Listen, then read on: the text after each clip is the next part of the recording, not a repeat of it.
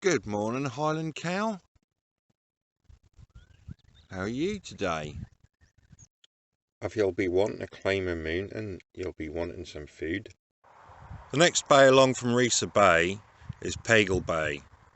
Peggle Bay, on the left hand down here, you've got Weybourne, which is a river. That's where the first German aircraft shot down on British soil ended up at Junkers Ju-88. Coming round, you can see down here there's some concrete, something to do with the military installation. This is Peggle Bay. See the island there and the fish farms. The water's clear. At the moment it's flat and calm. Coming round behind me, I've just pulled on the road. Yet another installation. They are everywhere here. Now, this is quite interesting. It's kind of like a concrete Nissen hut. Okay, with a blockhouse at each end. So we're going to go and have a look in. I don't know what it is. Don't know what its significance or purpose was. And it's full of sheep shit. But that's not a major issue. Okay. Now this would be full, God knows what, graffiti and rubbish and all sorts. Back home. Wow, this is pretty big. Now, that has got corrugated tin roof. Tin, iron, steel, not sure. That will be to give it the shape and structure before concreting. Going through. This is a really impressive structure. Not one I've seen the type like this. You know, I haven't seen one like this before. Completely new type. There you go. To swallow. Pigeon. We're out onto the ground.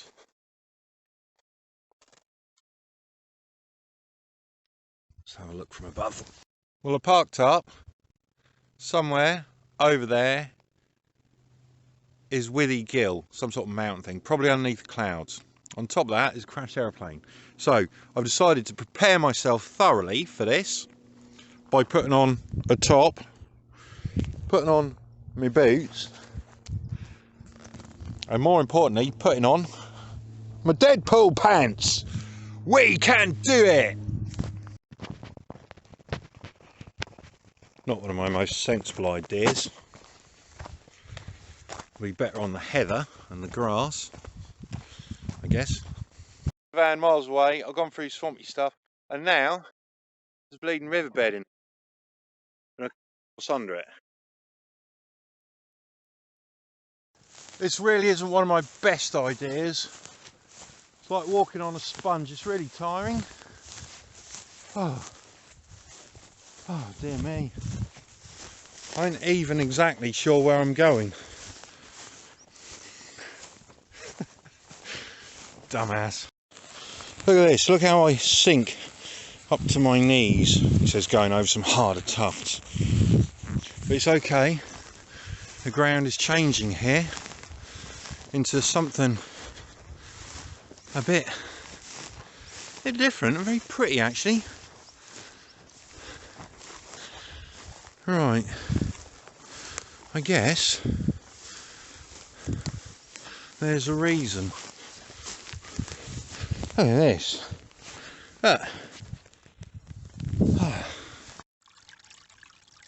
This is the sort of place you can only visit with superhero underpants and a very strange inkling of needing to go somewhere. Well, you can see that knee.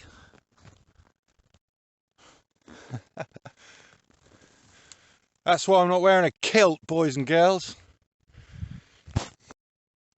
I'm at the top of hill. There's another one behind. And there's one behind that. I'm not sure exactly which one. Looks like I'm about a fifth of the way there, and I'm pretty tired. I mean, if you look back, you can see the van.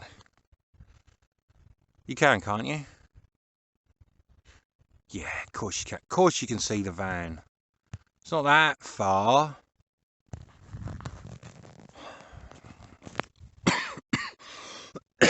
Oh, it's a bit of a killer. It's going to be like the Grand Old Duke of York as well. I mean, I could bail now and then I've got long trudge back, or I could carry on and then I've got a really long trudge back.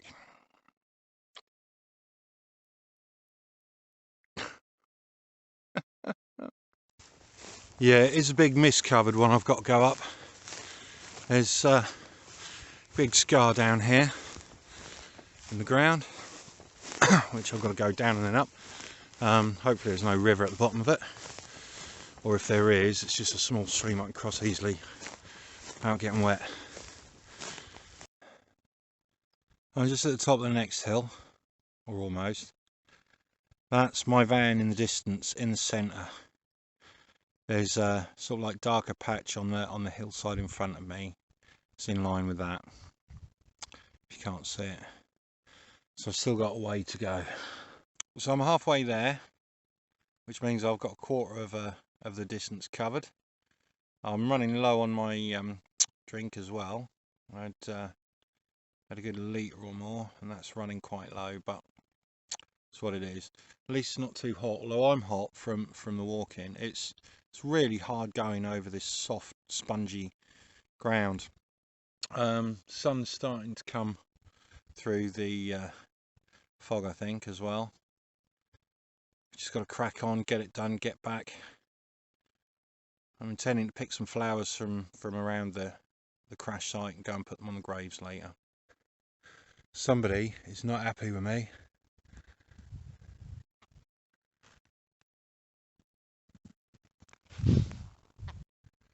Well, I've made it to the summit of Withi Gill.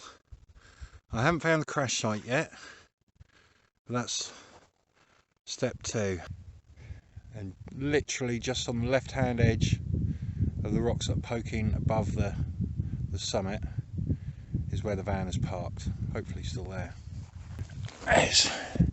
There's my rock to put on top of the cairn to mark my place at the top of Withi Gill. Well, it is beautiful up here, and I'm very proud to have reached the summit of Withi Gill. Apparently it's 2.5 miles straight line. That'd be on a flat surface as well. I don't know whether I'm more proud of my courage or more concerned at my stupidity to have done that. I reached the summit, reached the cairn, and now I have to go all the way back again, and it is literally like trying to wade through porridge. Well, I'm following the summit line along. I think it's over the other side of that scarred hill there.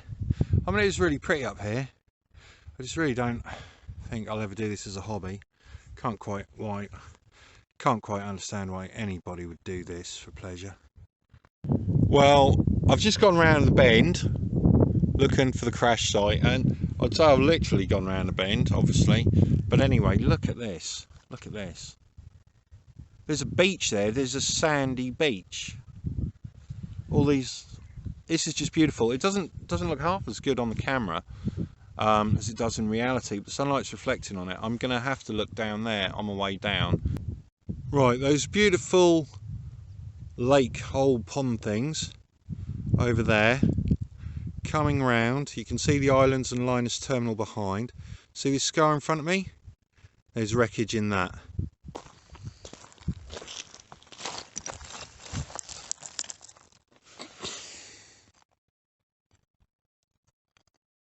Part of the 303 round. Another round. Still with the cordite in it.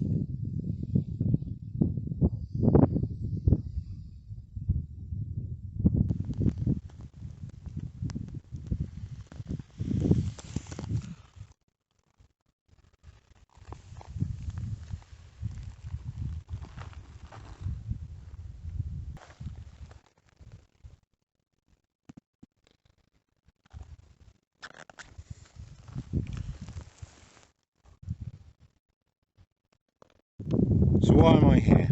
Why all that effort to get up this mountain and then locate this crash site? Well, it's recorded in the 254 battery war diary, 0620 19th March. A 220 Squadron Lockheed Hudson N7310 crashes in poor weather on the slopes of Withi Gill to the west of H6, killing all crew members.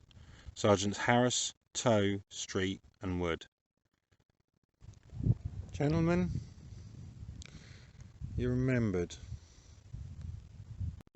Seems to be bits spread over a fair area. I've just come down and back towards the coast, sort of Linus area. There's a fairly substantial piece here, aluminium, glinting in the sun. Look at that.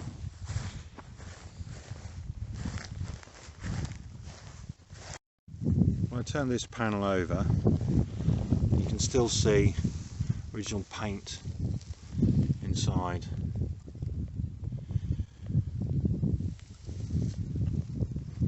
I'll put it back in place now. So you know I said it was recorded in the battery war diary.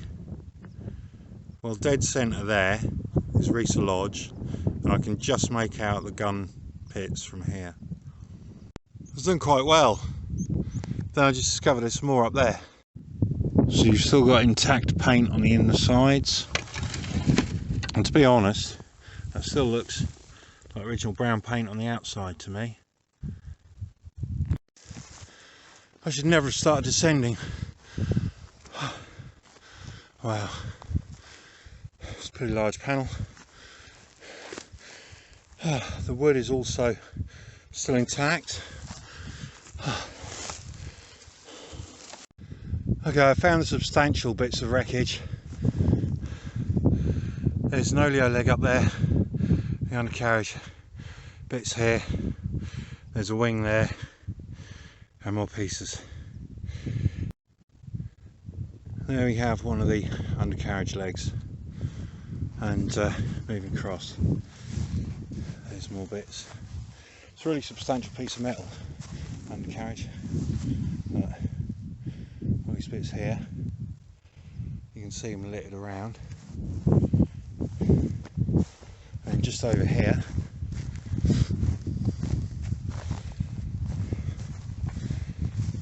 a wing.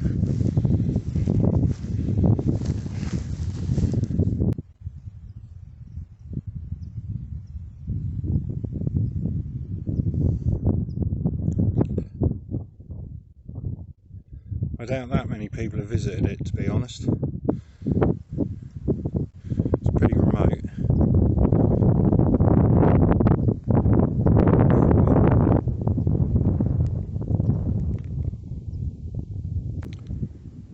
That really is a massive piece of wreckage. You can see how remote it is too. I doubt many people visit this particular part of Hoy or the Orkneys.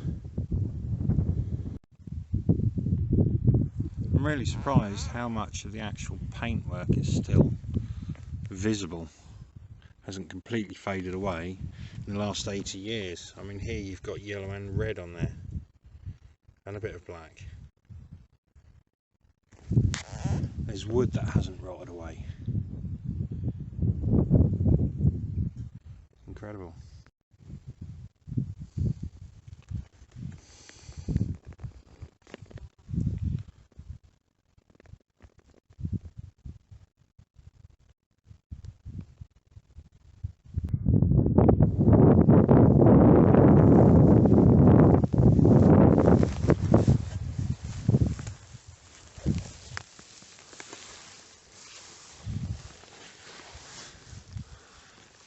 Looking underneath, and you can still see the paintwork quite clearly.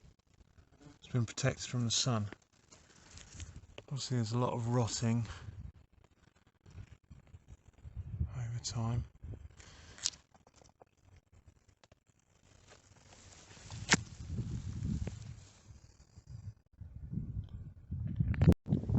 The funny thing is, of course, if this had been a Spitfire, it would have been recovered, restored and flown by now.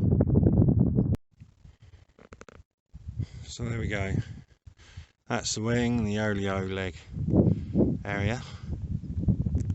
That other area. And looking down dead centre is Rysa Lodge and the gun battery. And just off centre to the right is Linus and the ferry terminal. Down in the valley and along is my own private little beach pond. On my way down now, this piece is interesting. It's got some writing still intact.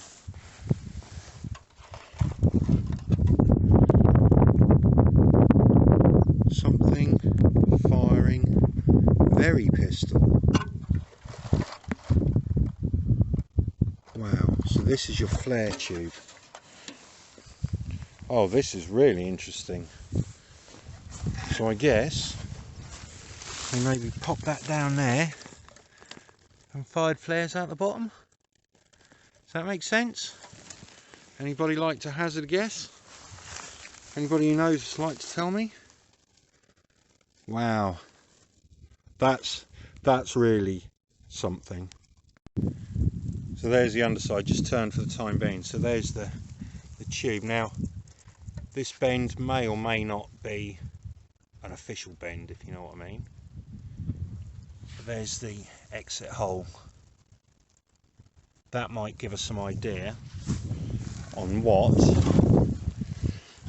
should go out there. I mean, it could be where they have a pee, I don't know. But the very pistol is mentioned right there. Next to it. Wow. Just look at that, and it's all to myself. Sand. It looks blue, but it'll be brown from all the peat. Look at that, my own private beach. Oh God. This is glorious.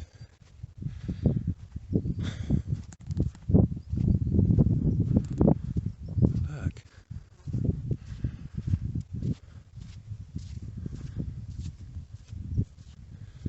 So clear too.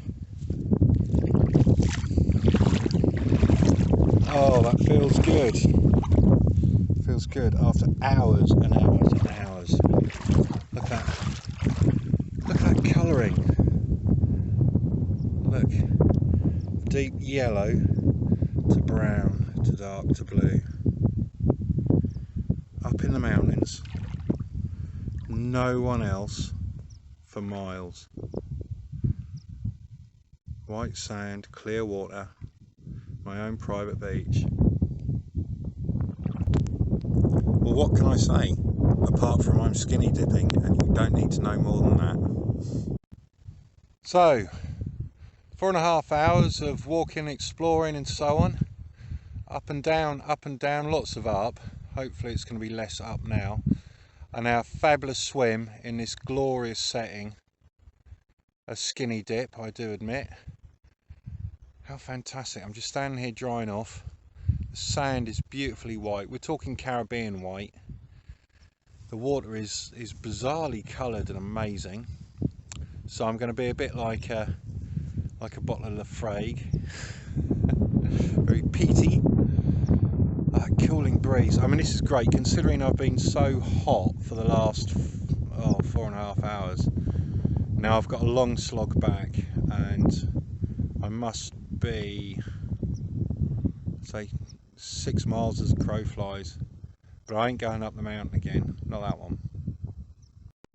My big problem is these things, burns, causing valleys, which means I'm stuck now the wrong side of where I need to be going. I can't stay on the ridgeline, so I have to keep descending and then climbing and descending and climbing. When you descend, you end up with this deep heather, boggy ground. Instead of staying on the ridge lines where it's a bit firm, especially if you can follow an animal trail. It's pretty, but it's taking me forever. Alright, dead centre, there's a red and ivory speck in the distance. That's my van. It's finally come back into view.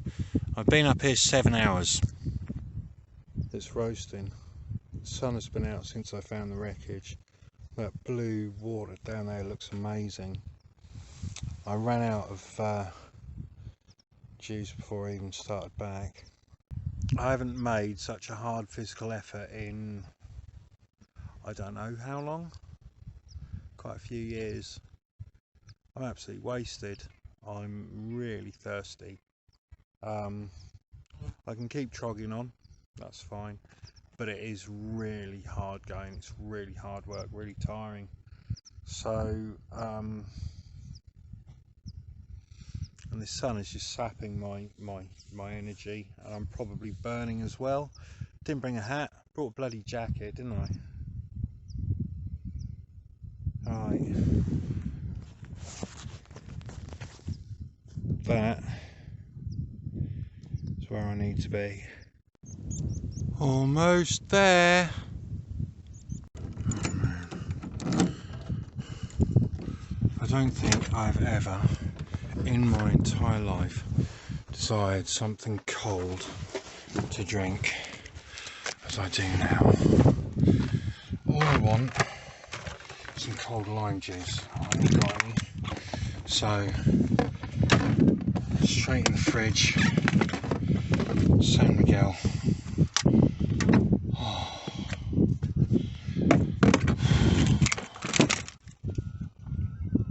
I'm so ridiculously thirsty. My mouth is really dry. It tastes salty. It tastes awful. Oh, give me a glass. Give me a glass. It's right at the bottom, so it's going to...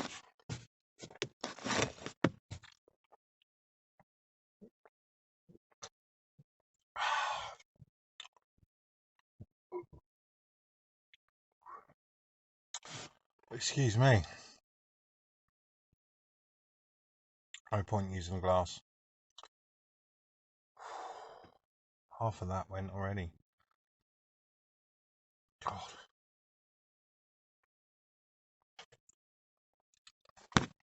Ten to 10, I went down there. 6:10, I came back there. I have been up and over and around loads of those. I think I've done about 15 miles of really hard going. I've not done anything like this physical for I don't know how many years. I'm absolutely shagged. I've done plenty of walking, but couldn't not come over here. Well, here lies the grave of Betty Corrigal. Poor girl was 27, unmarried and pregnant. Abandoned by the father, she then walked in at sea to try and drown herself, was rescued, and then promptly hanged herself a few days later. As a suicide, she was buried on unconsecrated ground, and here she lay until she was dug up by peat diggers, accidentally, who investigated, found her perfectly preserved. She was then reinterred, dug up again during the Second World War by soldiers digging for peat, then reburied, dug up a few more times by soldiers, before her grave was moved slightly, concreted over, and eventually a fence and a fiberglass headstone were put in place by an American minister. Well, I'm at Lyonesse now. This is Lyonesse Naval Cemetery.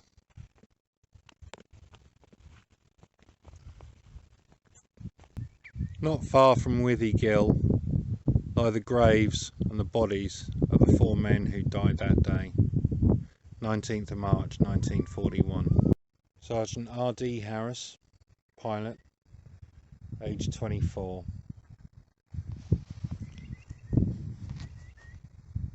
Sergeant G.E. Toe, pilot, age 22. Sergeant H.C. Street, wireless operator, air gunner, age 25.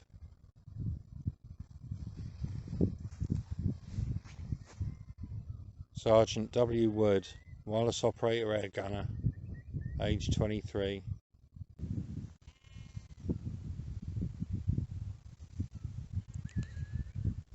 at the going down of the sun, we will remember them.